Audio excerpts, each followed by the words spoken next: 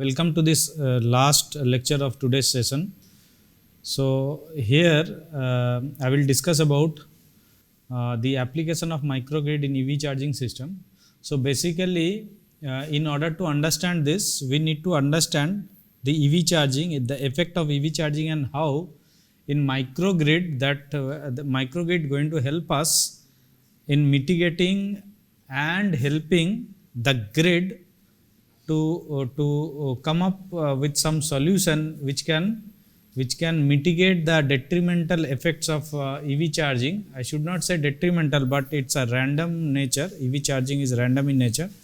So it is not like it's like when you are standing, it's like grid is there, or let's say distribution grid is there, and suddenly you start a number of EV charging or maybe DC fast charging at very high power level. So it's like you are standing, okay, you are standing and somebody just pushed you, just somebody slowly pushed you, you will not fall down. But let's say somebody the push is large enough that you cannot sustain and you will fall down, right? So here grid also, if grid stability, it is not that easy to make grid unstable. But yes, the thing is there will be disturbances in the grid, and also when there is a fast charging or amount of fast charging power that you are going to take from the grid for a short period of time, then it's definitely there will be a problem. So why I am talking about this? Now what happens? Now EV has come. When it is mobile, when you are charging your mobile, then the amount of power that you are consuming from the grid is considerably less. But when it is EV, there are now a number of EVs are coming up, and that's why when you are consuming power from the grid, it is adding up. Adding up means multiple EVs are coming up, and the amount of power that you are consuming from the grid is also increasing. Now, after two-wheelers, we are coming up with three-wheelers, and then we are coming up with the electric four-wheelers. Four-wheelers are consuming significant amount of power from the grid when there is a number of four-wheelers or four-wheeler EVs are there. But the problem is, as I told you last day, that people won't understand whether he is driving or he or she driving an electric vehicle, or whether he or she driving an IC engine based vehicle. They will always compare. If you say a person that okay, this is EV, this is having n number of advantages, and then you say that person that you have to stay for 13 hours to charge your EV, immediately that person will be uninterested. It is not going to show any interest. So what has come now? The EV company, they have to, means EV has to be a success. So what they have done in order to do that, they come up with a solution. What is that called? That is DC fast charging, where enormous amount of power that you are delivering to the EV battery, and then battery is quick charge. Quick charge means 40 minutes, 30 minutes, 40 minutes. Even there are chargers. Okay, there are very standard companies are there which have built fast chargers which can charge your EV in 20 minutes. In 20 minutes, up to 80% SOC. So that's fine, but they are assuming that the grid is infinite, the amount of energy available in the grid is infinite, and we can do anything whatever we need. But definitely it is going to affect the grid. Okay, so also we'll see that for the time being, the state of art is we are consuming power from distribution grid. Distribution grid is 400 volt, and the major problem in distribution grid is what? The transformer that is available in the distribution grid is already bottlenecked, and then you are increasing power consumption from the same transformer. Okay, so it is already bottlenecked, so you need to see some alternative to this. Now another thing is the motivation for using EV was what? Motivation for using EV, one is pollution, another is controllability, another is advantage of there are numerous advantages and all. Running cost is less and all. But what is the motivation behind moving towards EV, electric vehicle? What is the motivation for that? The motivation for that is the renewable energy we are harvesting, and that is in the form of electrical energy, and we are trying to trying to use, the ultimate aim is to use that renewable energy to charge your EV, not from the grid. If you are consuming that electric vehicle power from the grid, there is no point, there is no success in EV. In India, our grid is what? Our grid is mainly thermal power plant based. Okay, and now we are buying EVs and we are charging from the grid. What is the point, right? So if we are charging our EV from the microgrid, forget about how microgrid will manage. But if we are charging from, forget about microgrid. If we are charging our EV, I remember I saw one video, I think on YouTube, one person in Maharashtra, what he did is he installed solar panel, rooftop solar panel, and he is having one branded EV, and he is charging his EV from that solar PV. Then it makes sense, right? But if you are charging from the grid, it doesn't make any sense. So before I am going in depth into it, first let's understand what is charging and what is the charging rate of EV. Okay, let's say, okay, before I start with this, let me ask you one very small question. What segment of EV in India is number of EVs are most? Two-wheeler, three-wheeler, four-wheeler, which is more? Huh? Two-wheelers, okay. Huh? Three-wheelers, yes. The majority players are three-wheelers. Okay, it's a three-wheelers. It is e-rickshaws are enormous number of e-rickshaws are playing different cities. Okay. Now, what we call how we charge a battery. Okay, we should not means the battery. I always told you that battery has to be taken care. The battery maintenance is very much necessary. It is, you cannot play like anything with the battery. But when it is battery, when you are using a battery in electric vehicle, when you are running the vehicle, the load or the power consumed from the battery or current supplied by the battery is very, very random, and it is high ripple current. Okay, that is why I asked this person who are e-rickshaw owner. I asked them, okay, I asked them that for how much duration this battery lasts long. Okay. So they said, can you imagine inverter battery that you have at your home? How many years it goes? Inverter battery? 5-6 years. Even companies are giving 4.5 years warranty. Okay. But can you imagine how much life of EV battery means this e-rickshaw battery? Can you imagine how much it is? Any idea? 1-2 year. Okay. Any idea? Yes, 15 months or even 8 months to 15 months. Okay, 8 months to 15 months. And that too, the price of those battery is 40,000. Okay, 40,000. Okay, so battery is an issue. So you have to take care of battery. So what is fast charging and what is the normal charging of a battery? Now let's say one example let's take. So a car which is having, let's say, 250 kilometer range, the typical battery kilowatt hour is 35 kilowatt hour. So battery type lithium ion, which is now state of art of battery. Though there are cars, standard car, which are using metal hydride battery as well, which is also successful. Okay. So nominal voltage 350 volt. The voltage has to be increased, because if the e-rickshaw voltage is 48 volt, but when it comes to car, it is more than 350 volt, 500 volt also, because you have to reduce the current.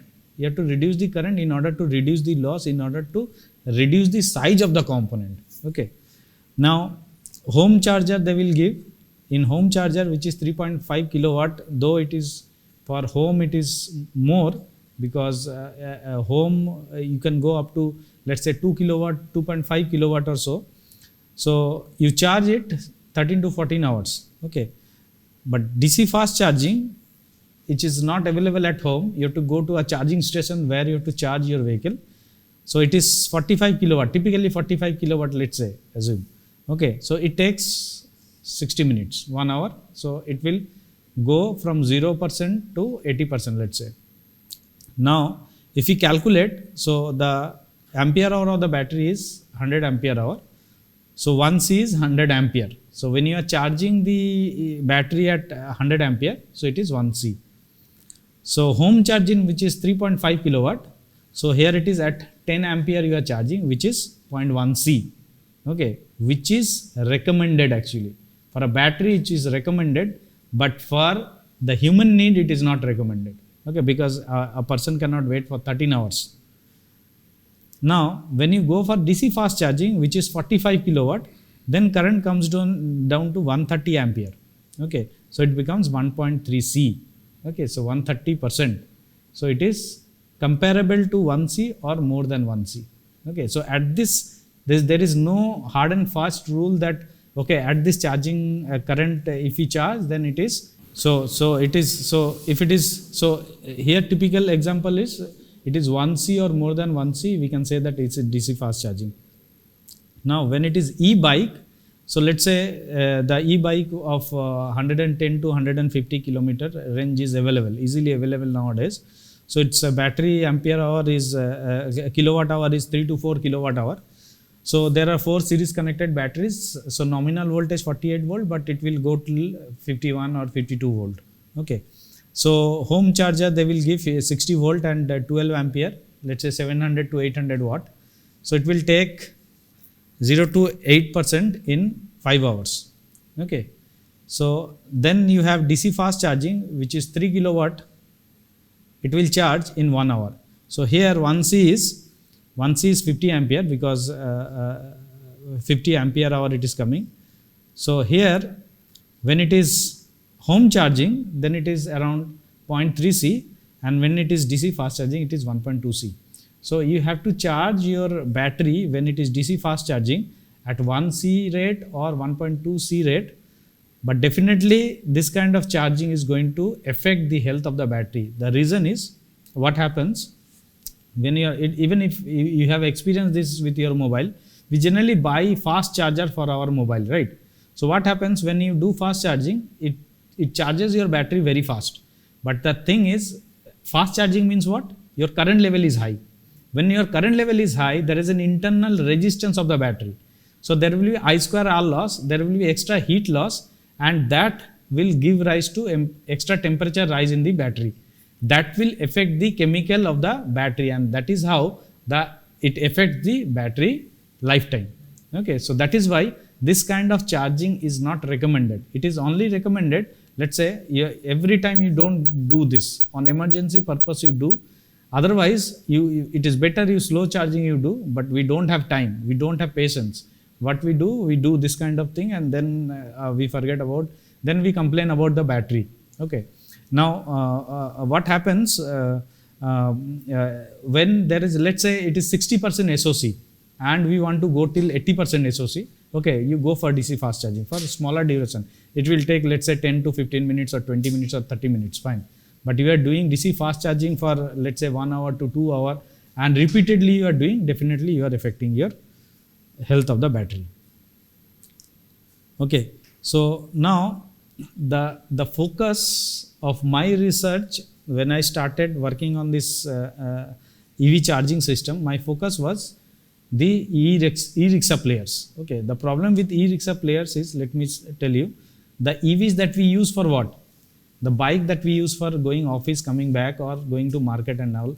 Then car, we go to some trip or maybe some shopping or maybe to the market. So it is not that emergency, or yes, sometimes it is emergency. But for e-rickshaw, what happens? What they do, they use it for what? They use it for business purpose. So what they do is, it's emergency, that's a bread butter for them. Okay. So what they do is, every day they charge, over the night they charge it. They go for a business early in the morning and then come back evening. Then again they put it on charge, and then this cycle goes on. Now the problem is, when you are doing this, after some time what happens? The battery life reduces. Okay.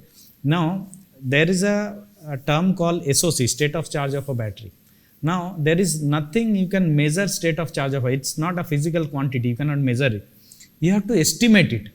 and it depends on so many parameters. Estimation of state of charge of a battery is a difficult task.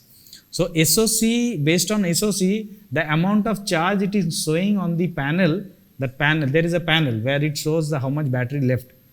It might not be true. It might not be the exact SOC of the battery. So what happens? Sometimes it happens that he or she went for the business, okay, and in middle of the day, charge is over. Okay, what we have to do?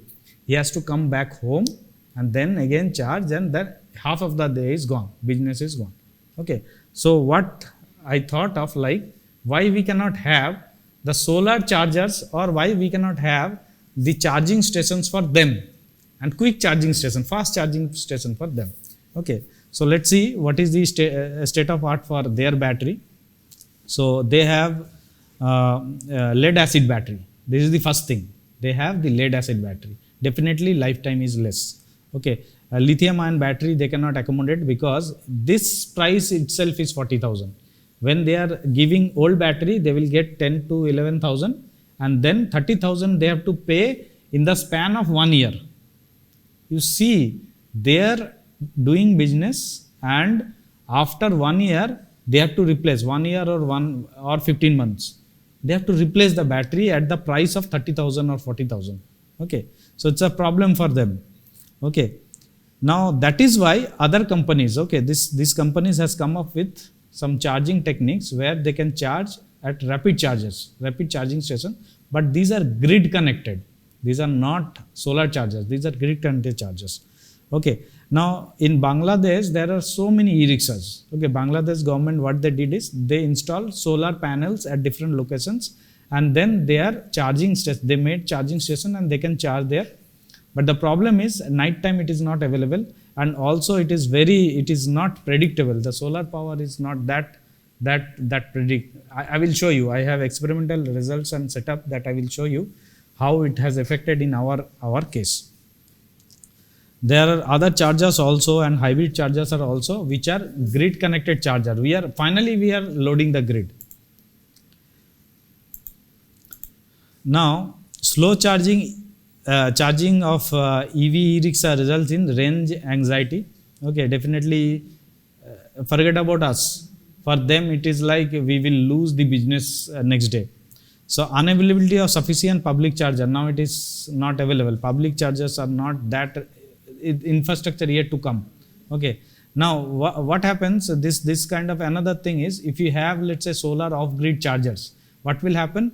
So even let's say a person is not having electricity at his home, or it is not that reliable. So what he can do is he can buy the e-rickshaw, and he can rely on whatever charging option available outside.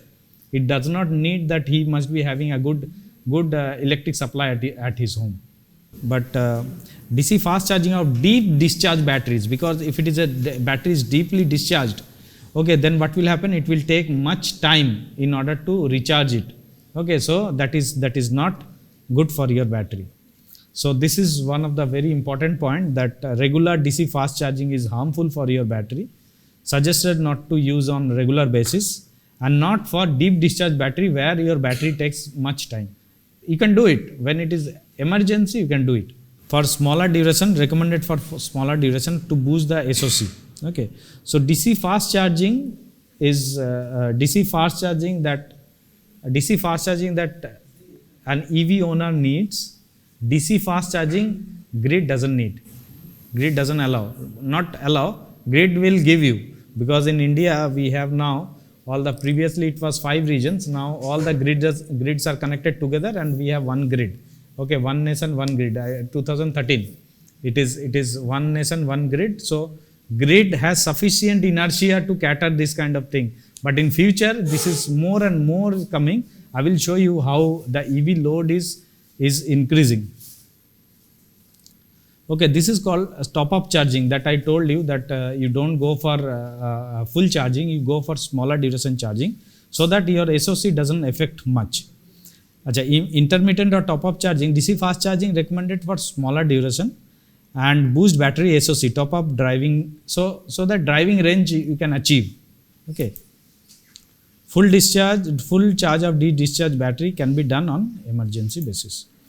Okay, now grid connected EV chargers. Grid connected EV chargers. So first let me explain about this EV charging thing, how it is affecting grid, then we'll come to microgrid. Now here you can see there are different kind of solutions are provided. Okay, so already I told, I think yesterday or in the collaboration meet we had, we said that we power electronics engineers now we are trying for compact solution, not for large heavy solution. Okay, so if you see here, the first case, there are two solutions. One is low frequency transformer base, which is 50 Hz transformer base, which will be bulky and heavy.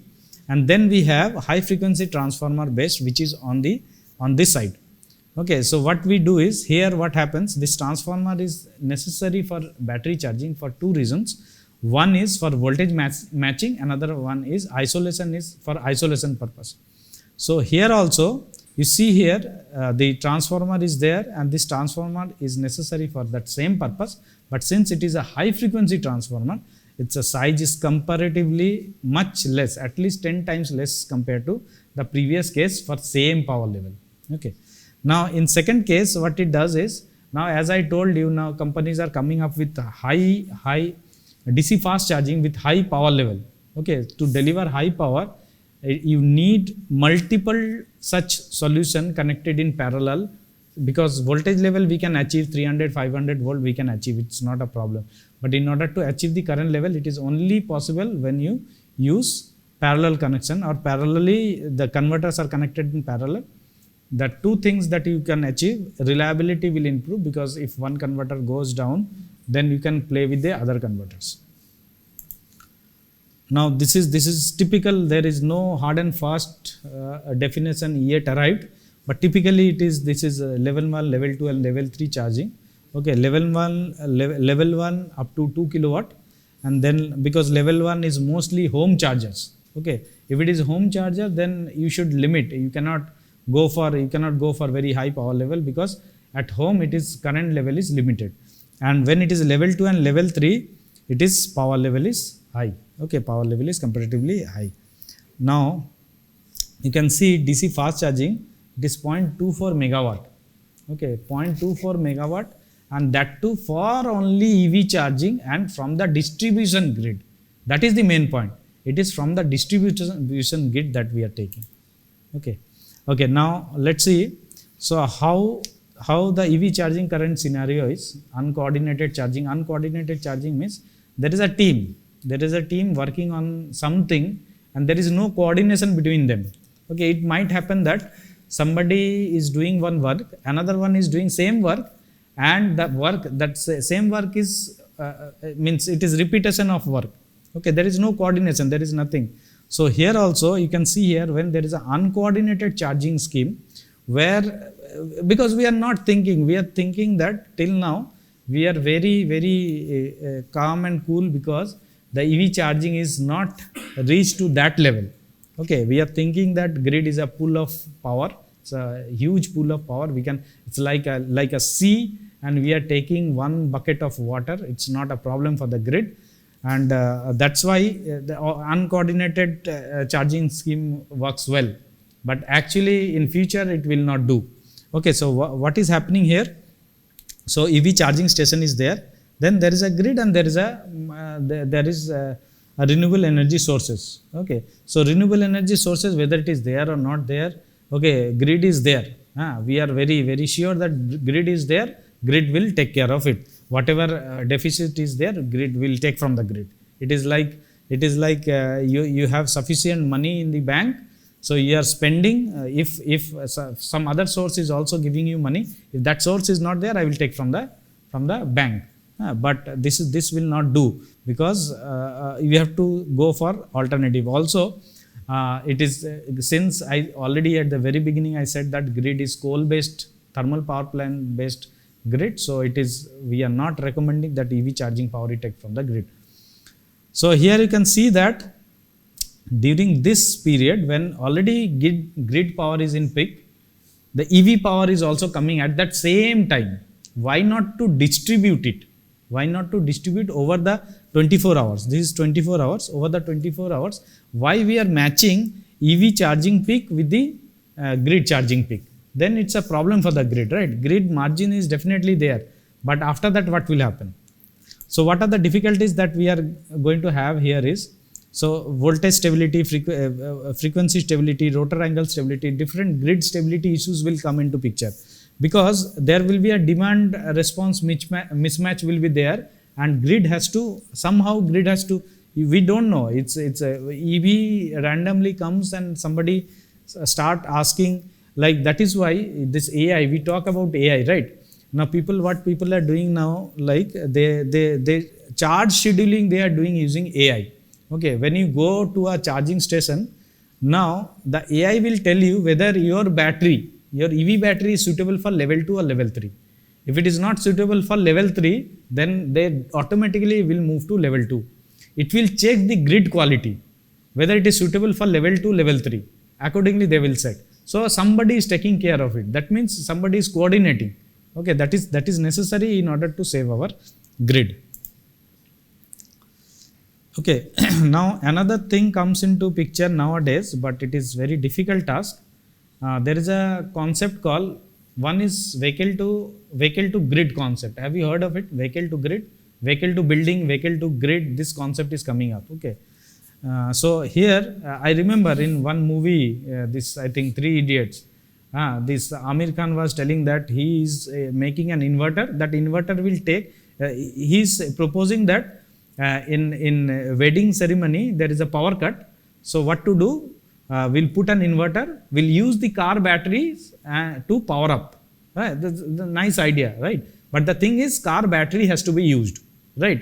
Now here also the concept is the car will supply power to the grid, right? That's fine. The grid is more than happy. I am getting power from somewhere. I have given it the power to the battery at some time. Now I am having deficit. It is giving power. But if you are an EV owner, you will not allow this.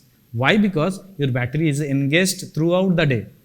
Your battery is working. Your battery is charging. When you are driving, battery is discharging.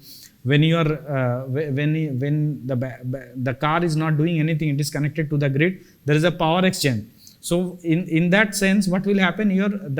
The battery health is deteriorating. Okay, the owner may not allow this. So vehicle to grid is a technique, but owner may not agree with this. Okay, let's say there is a charging station. So you are going in a long journey, and there is in the highway there is a charging station where you put your car, and then you will be there for, let's say, 1 hour. Now it might happen that your car battery is charging and also maybe discharging when vehicle to grid mode is activated, and it is helping the grid. But the owner must agree with this, that okay, I will allow this. Okay, now there is a coordinated charging scheme. So there is a supervisor here. You can see here there is a system operator which will supervise. So sources are there. So grid is there, renewable energy source is also there, and there is a charging station and EVs are there. The extra thing that comes into picture is the supervisory part, which is a system operator, which will schedule, as I told you, that it will schedule, it will monitor, it will see whether which one is available and all, and that is what the management that it is going to do. So there will be a communication which will get to know, because it has to know the system condition, and then this coordinated charging is going to give this kind of charging profile, where you are shifting your peak from this to you are increasing off peak grid period, you are charging, you are increasing. This effort can be done in order to increase in order to stress out, in order to release the grid from EV charging stress. Okay, this effort has to be there. Okay, so charging large number of EVs cause substantial stress on the distribution grid. Okay, so it is distribution grid, EVs are increasing, so it is putting stress on the grid. Load curve moves outward, increase the load on the transformer as well. So heating will be there. So intelligent and effective management should be there. Okay, now uncoordinated charging will not do. Even if it is a microgrid, we'll see. Okay, grid requirement and negative effect of charging on grid needs to be considered.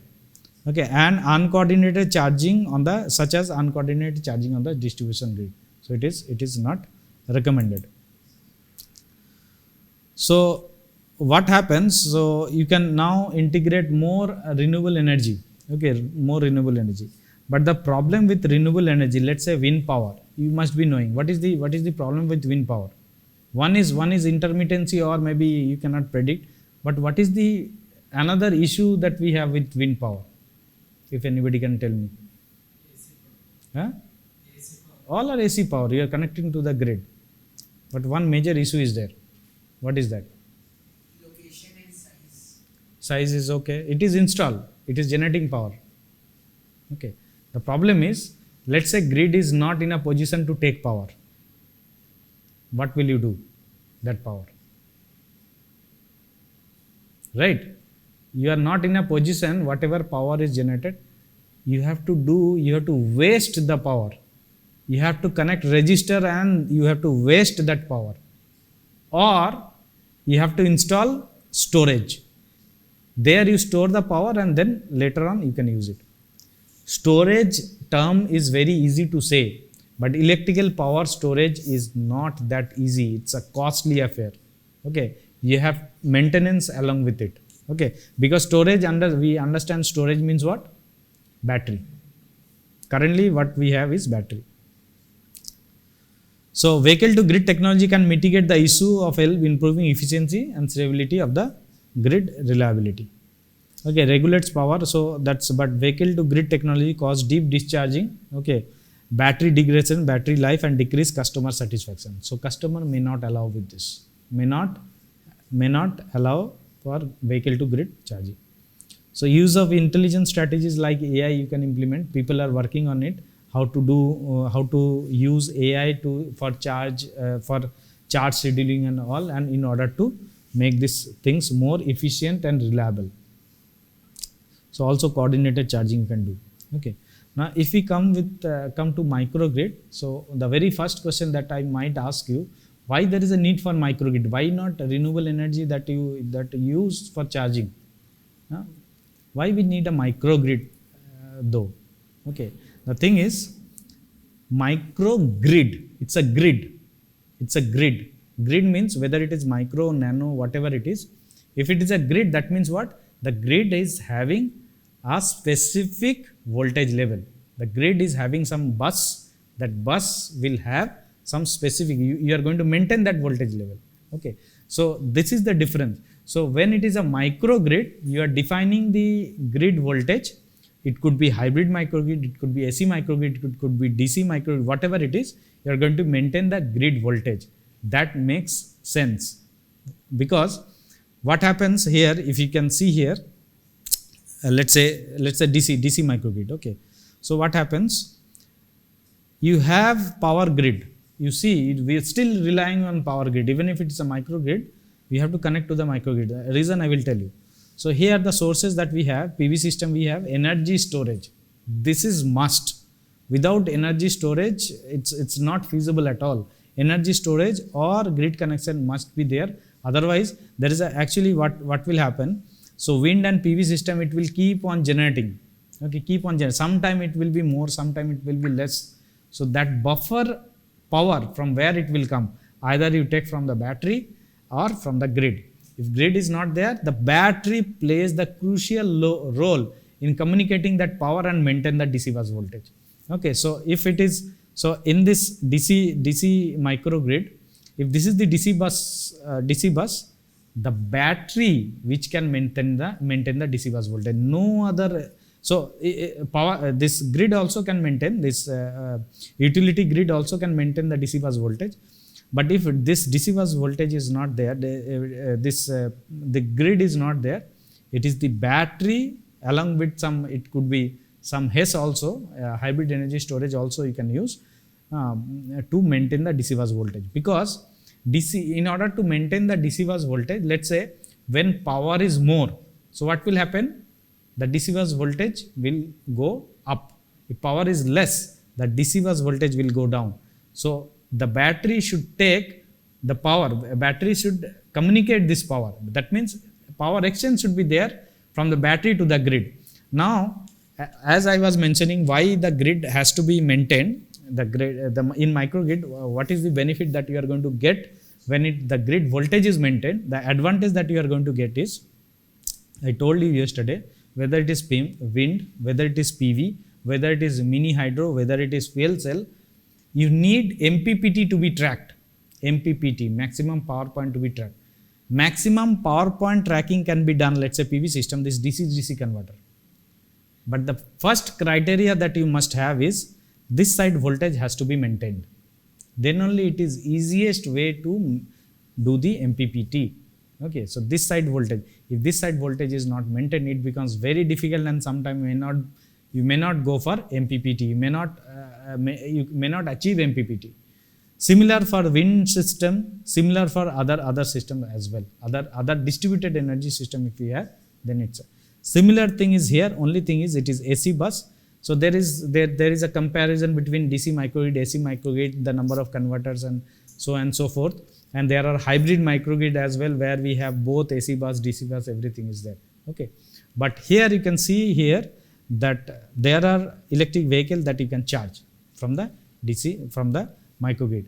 Now, if it is here, it is mentioned that fast charging. So fast charging means the EV owner won't understand whether your microgrid able to supply or not. He will come and will ask for, let's say, 240 kilowatt charging, right? So your grid must be sufficient enough to cater. If you are saying, a microgrid is saying, yes, I will supply for DC fast charging, the microgrid should have that reserve. That microgrid should have that reserve. So in order to, okay, let's see. Okay, so microgrid, on grid or off grid, generates electricity using distributed generation on demand. It's a very reliable. When there is a demand, it will generate according to demand, and it generates locally. There is no transmission. There is no, that's the benefit of use of microgrid. That is, whatever you want, you are generating locally. There is no transmission, and this local generation is mostly, or 90% case, it is renewable energy. Okay. So it is taking care of the EV loads, mainly EV loads, since we are talking about microgrid for EV charging. So if it is taking care of EV load, so grid is, the stress on the grid we are reducing. So grid flexibility we are improving. So it has both generation, it is generating also and supplying also. So it's a grid, it is having both generation and load. So in the era of EV charging, it helps EV user to provide an alternate option to charge and reduce the peak demand. So the peak, as I was showing, that peak, the EV peak which was coming during the night time can be shifted, and people can charge. Now there are other like as I was mentioning, like AI can be utilized for charge scheduling. Let me give you one example. One example, I already told you that based on your the grid quality, or based on your battery quality, it will automatically will tell you whether you should go for level 2 or level 3 charging. That's fine. Now another thing is, let's say it will tell you, so let's say one location, there are different charging locations. At one location there is a crowd and people are already doing, let's say, DC fast charging. So that location grid is already stressed. It will tell you, you don't go here, it will en route to some other location, maybe far away, maybe little bit far away from whatever is the near location. Why user will go to the far location? Because now it will give you the cost benefit as well. It will tell you that, okay, if you go to this charging location, it is crowded and here the price is more. If you go to other location, the price is less, but you have to go little bit far. Okay. Similarly, here also, now in grid also, utility grid, what they are saying that if you are taking power during this period, I will charge more. So better you move your charging to some other time, so that your cost is reduced and also grid will be stress free. So like that, they are trying to reduce the stress on the grid during peak hours. That is why I remember one of my friend was telling in other countries what people are doing. They are washing their clothes. They are using washing machine at night, so that the so that their cost becomes less. Some country, this cost is water cost, electricity cost is much higher. Okay. So it's a dynamic energy management with distributed system, and it's a sustainable power grid. As I was telling, it's a grid actually. When you are saying microgrid, if somebody comes and tell you this is my microgrid, the first and foremost thing is whether you have to check whether that grid is maintained, that voltage, whatever they are saying, whether it is maintained, and that maintenance of the grid with fluctuation in load or connection or disconnection of the load or generator, it is maintained or not. That is the first thing that then only you can say it's a grid. Okay, and there are different control strategy. This I will tell you tomorrow, because tomorrow there is hierarchical control I will explain. There I will explain these things. So this I already told you, that the critical issue of why microgrid, why not just directly go to renewable energy and charge. That will do, but charging station won't do.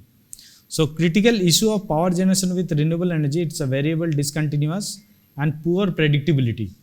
So hence poor reliability and power quality. So power quality is a big term. Sometimes if somebody asks, power quality means we understand the TSD of the current, TSD of the voltage. It is not like that. Power quality is how much voltage level that you have at your home. Let's say you have single phase supply, you should have 230 volt. You are getting 200 volt. Then it's an issue with the power quality of that utility supplier. The power during daytime, there are n number of times the power is not available. Then it's an issue with the power quality. Okay, it is not always the current quality or voltage quality or TSD that gives to power quality. Power quality means all these things comes into picture. So it's a development of self-sufficient grid. It could be micro, nano, whatever it is based on your requirement. Okay. Now, far and foremost component of a microgrid is battery energy storage system, which is going to maintain your, let's say for a DC microgrid, it is the battery energy storage system which is going to maintain your DC bus. Okay. Now what happens, it's, as I told you, it's a costly, right? It's a battery energy storage is costly, maintenance is there, you have to replace it. It works as a buffer. I understand, it works as a buffer, it consumes, it releases power. But thing that you need to keep in mind that it has to be, this lifetime of this battery has to be increased so that utilization of this battery energy storage should be optimized. Now, how it can be done? If you optimize the EV load and the power exchange between the microgrid and the EV, right? Sorry. So, if you can optimize the load on the microgrid, which is that power exchange between the vehicle and the grid and the amount of power that you can optimize, then you can optimize the life of this battery energy storage. I'm particularly specifying this battery energy storage system because this is one of the vulnerable or one of the cost component. That is why it has to be taken care. So for EV charging load, power exchange from EV to microgrid has to be optimized. So I think Madam already has discussed about energy management system. So there are numerous energy management systems are there for microgrid. So you should have a robust energy management system which can manage the power exchange by the sources which are generating power to the microgrid, and also the consumption by the load. So that you can optimize the power exchange from the microgrid to the sources and to the load as well. So that microgrid becomes reliable, the stability improves, and hence you can rely that yes, I can come with my e-bike and can charge. I'm sorry. Now, so EVs can be, so for energy management system, you can treat for implementing energy management system, it is up to you that how you are treating the electric vehicle. Actually, electric vehicle is nothing but a battery. Okay, so this battery you can treat as a whole or you can battery individually. That's up to you how you are going to implement the energy management system. So what we need a robust energy management system. This I will discuss tomorrow, how this control of microgrid can help. Okay, EMS is supported by real-time monitoring. That is very much necessary because there is continuous generation, there is a continuous load consumption, so it is very much necessary. So there must be a monitoring of the system with real-time data, and collects all the information about generated power and consumed power. Power buffer BSS is a must, which enable compensation. This is what I was talking about. So EMS needs accurate SOC estimation because battery energy storage system, it's based on SOC. Okay, and needs appropriate communication system. That is very much necessary, as we have seen in coordinated EV charging system. And this bidirectional, as I was talking about, though for the time's sake, if we assume that yes, owner will allow us for vehicle to grid power communication, then it could help. So EV bidirectional charging infrastructure charging as well as V2 microgrid power exchange services can significantly improve the reliability of microgrid. Okay, now as I was talking about this e-rickshaw player. So we have done one project with the IIIT Hyderabad. There we have developed one system where we are charging electric vehicle. Here we have taken battery, where we are charging using solar power and that battery energy storage system, and we are trying to charge electric vehicle. It's a standalone system that will show you. So what is the role of battery? Let me just explain this. This will be very useful. So EV battery is taking power like this, and there is a battery energy storage system which will give the ripple power, and the average power will be taken from the solar PV. As I told you, solar cannot give this. It is better, in order to improve the lifetime of solar, better not to take ripple power from it. So that's why this battery energy storage, also this battery energy storage system will act as a buffer. During night time also it can supply power. Okay. So this is what we started with, the hardware we started with. So here it's a triple port converter. It's a triple port converter. So there are 3 ports and we have 3 bridges. So first in the laboratory we tested it, how it is working or not. So here we can see that these are the batteries. So 2 battery here and 1 battery here, EV battery and battery energy storage system. And this is high frequency transformer based solution. High frequency, this is high frequency transformer. Okay. So that's why we use a high frequency 3 winding transformer that we have used here. And there is a port 1 where this PV is connected, and this is EV battery and this is BESS. With this we obtain few results. So battery current, and here we have battery current and battery energy storage system current, and with the inductor current on the primary side.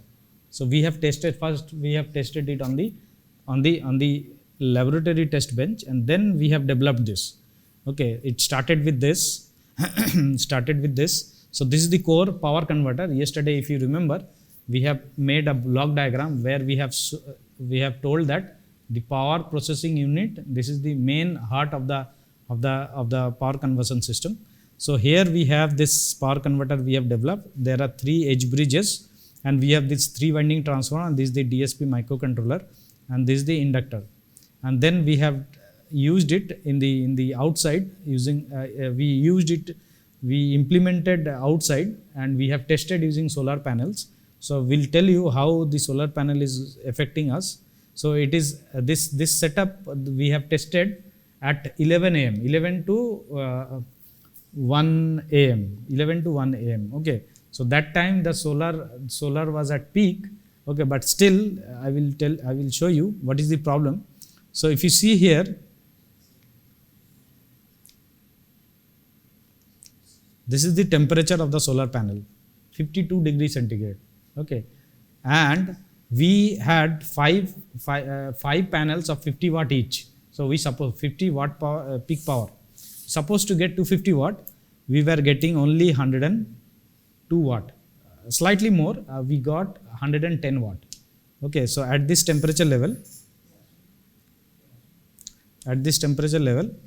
so we had 6 panels. We supposed to get 300 watt, but because of rise in temperature, we only were getting 100 watt.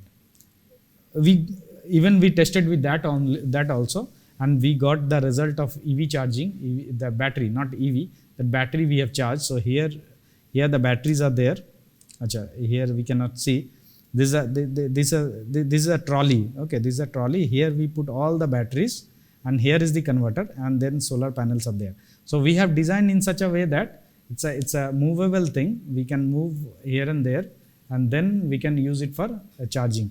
Now we are more testing we are performing on it, and we are planning to install it in some parking location. We have seen that there are many two-wheelers are coming, people are using. We'll request if they allow, we can test with the two-wheelers also. Okay, so this is what we have. So EV charging is one of the most demanding and unpredictable load on distribution grid. This is unpredictable. Somebody will come and play. Unpredictable load is your mobile charger also, but the mobile charging power is much less. Here the power level is much higher. So if it is going to the grid, the several EVs are coming and playing, is connected to the grid, then it's a load to the grid. It's a random load to the grid. So it has detrimental effect on the distribution grid. Okay. Now EV charging from microgrid reduces stress on the grid substantially. Definitely, the grid says that okay, you have another option to charge, you go and charge. But microgrid has to have a robust energy management system in order to cater this EV load. Okay.